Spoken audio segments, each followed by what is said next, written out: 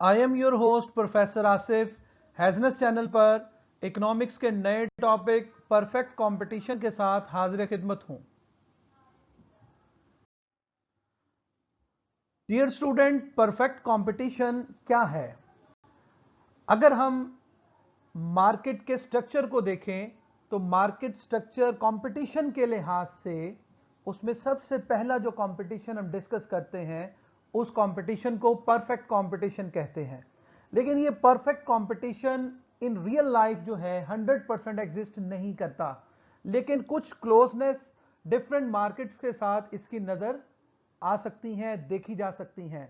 अब हम देखते हैं कि परफेक्ट कंपटीशन क्या होता है। तो perfect competition is a market situation in which there are large number of buyers and sellers and uniform price prevails throughout the market। यानी परफेक्ट कंपटीशन एक ऐसी मार्केट सिचुएशन का नाम है जिसमें बायर्स और सेलर्स लार्ज इन नंबर होते हैं, बहुत ज्यादा होते हैं, और जो प्रोडक्ट सेल आउट हो रही होती है उसकी प्राइस पूरी मार्केट में यूनिफॉर्म होती है। अब हम परफेक्ट कंपटीशन के फीचर्स को अंडरस्टैंड करते हैं। तो पहला फीचर है large number of buyers and sellers. यानी ये एक ऐसी मार्केट होती है जिसमें खरीदने वाले भी बेशुमार होते हैं और बेचने वाले भी बेशुमार होते हैं। इसलिए जो बायर है वो मार्केट को इन्फ्लुएंस नहीं करता, मार्केट पे अपना इंपैक्ट शो नहीं करता सिंगल बायर, और ना ही कोई सिंगल सेलर जो है वो मार्केट पे अपना इंपैक्ट शो करता है, क्योंकि मार्केट में बायर्स की तरफ से डिमांड फोर्स होती है और सेलर की तरफ से सप्लाई फोर्स होती है। तो डिमांड और सप्लाई फोर्सेस की वजह से इंडस्ट्री में प्राइस सेटल होती है, इसलिए हम इंडस्ट्री को प्राइस मेकर कहते हैं। लेकिन एक इंडस्ट्री का इंडिविजुअल पार्ट जो है उसको फर्म कहा जाता है, क्योंकि इंडस्ट्री बेसिकली मुख्तलिफ फॉर्म्स की एक कोलैबोरेशन होती है, एक मुख्तलिफ फॉर्म्स का जो है वो एक एसोसिएशन होती है, या मुख्तलिफ फॉर्म्स का एक सम होता है, उसको इंडस्ट्री कहते हैं। तो इंडस्ट्री में ये प्राइस सेट होती है, फर्म प्राइस सेट नहीं कर सकती, इसलिए फर्म परफेक्ट कंपटीशन में प्राइस टेकर होती है। इसके बाद हम बात करते हैं होमोजीनियस प्रोडक्ट की। परफेक्ट कंपटीशन एक ऐसी मार्केट होती है जिसमें एक प्रोडक्ट हर लिहाज से तमाम फर्म में एक जैसी ही प्रोड्यूस होती हैं, वो आइडेंटिकल प्रोडक्ट होती हैं अपनी क्वांटिटी के लिहाज से, क्वालिटी के लिहाज से, लेबलिंग के लिहाज से, कलरिंग के लिहाज से, डिजाइनिंग के लिहाज से और प्राइस के लिहाज से। तो हर फर्म जो पर्टिकुलर प्रोडक्ट प्रोड्यूस कर रही होती है वो तमाम में होमोजीनियस होती है, एक जैसी होती है। तीसरा फीचर है कंप्लीट नॉलेज।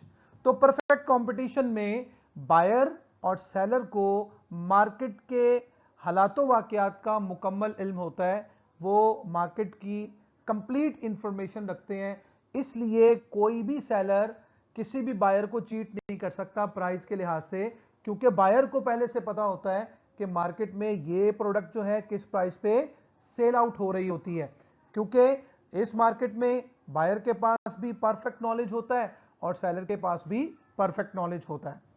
उसके बाद है free entry and exit.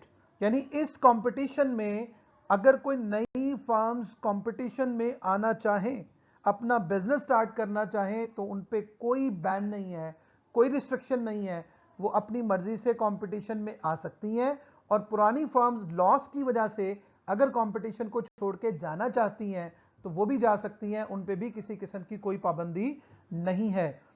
Number 5 में परफेक्ट मोबिलिटी ऑफ फैक्टर्स। तो परफेक्ट कंपटीशन में दो ही फैक्टर ऐसे हैं जो परफेक्टली मोबाइल होते हैं, यानी एक फर्म से दूसरी फर्म में उनकी कहने के आने जाने पे किसी किस्म की कोई पाबंदी नहीं होती। उसमें लेबर और कैपिटल ऐसे फैक्टर्स ऑफ प्रोडक्शन है जो कि एक फर्म से दूसरे फर्म में मूव कर सकते हैं, इस पे किसी किस्म की कोई रिस्ट्रिक्शन इंपोज नहीं की जाती। Number 6, no advertisement.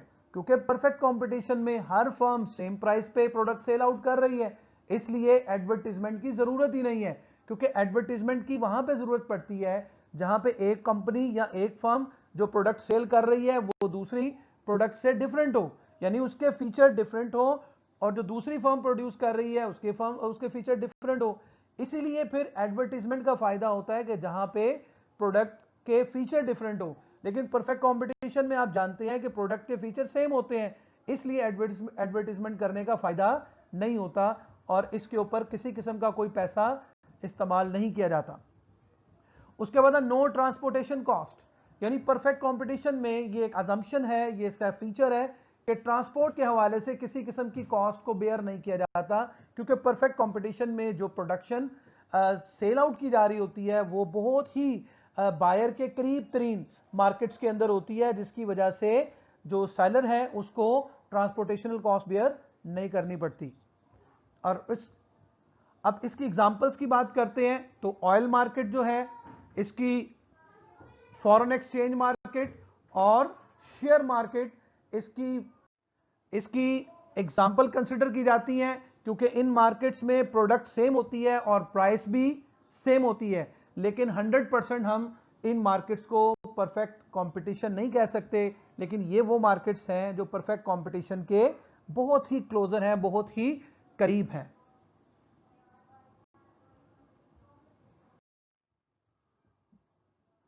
इसके बाद हम परफेक्ट कंपटीशन के फीचर्स के बाद हम परफेक्ट कंपटीशन में टीआर यानी टोटल रेवेन्यू, एवरेज रेवेन्यू और मार्जिनल रेवेन्यू को अंडरस्टैंड करते हैं। तो ये एक टेबल है, इसमें पहले कॉलम में क्वांटिटी है 1 2 3 4 5 यानी आउटपुट लेवल है, और प्राइस चूंकि पूरी मार्केट में सेम होती है। अब टोटल रेवेन्यू हमारे पास टीआर है और वो किसके इक्वल होता है, प्राइस मल्टीप्लाई बाय आउटपुट। तो प्राइस और आउटपुट को मल्टीप्लाई करने से ये हमारे पास टोटल रेवेन्यू की वैल्यूज आती हैं। मार्जिनल रेवेन्यू में पहली वैल्यू सेम होती है और बाकी वैल्यूज यानी टीआर की सेकंड वैल्यू में से फर्स्ट वैल्यू को अगर हम माइनस कर दें तो हमारे पास एमआर हासिल होता है।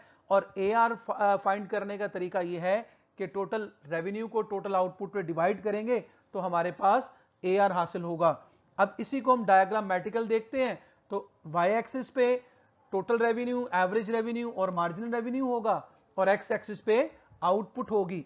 अब हम एआर और एमआर का कर्व ड्रॉ करते हैं तो आप जानते हैं कि हर आउटपुट लेवल पे एआर एमआर 10 है, लिहाजा ये एक स्ट्रेट लाइन यानी ये एक हॉरिजॉन्टल लाइन हासिल होगी जो पैरेलल टू एक्स एक्सिस होती है और ये एआर और एमआर के इक्वल होती है, क्योंकि एआर की वैल्यूज भी यही है और एमआर की वैल्यूज भी यही है। लिहाजा इन वैल्यूज की मदद से जो हम लाइन ड्रॉ करेंगे वो एक स्ट्रेट लाइन यानी एक हॉरिजॉन्टल लाइन होगी जो कि एक्स एक्सिस के पैरेलल होगी। लिहाजा यहाँ पे एआर और एमआर एक दूसरे के इक्वल होते हैं।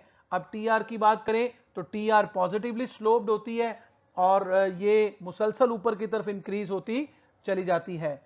दोस्तों, प्यारे बच्चों, आज का लेक्चर उम्मीद है कि आपको समझ आया होगा, क्योंकि इस लेक्चर में हमने परफेक्ट कंपटीशन को डिफाइन किया, इसमें परफेक्ट कंपटीशन के फीचर को डिफाइन किया और उसके बाद हमने एआर, एमआर और टीआर के कर्व ड्रॉ किए with the help of schedule. तो उम्मीद है कि ये लेक्चर आपको समझ आया होगा। नेक्स्ट लेक्चर के लिए इजाजत दीजिएगा। अल्लाह हाफिज।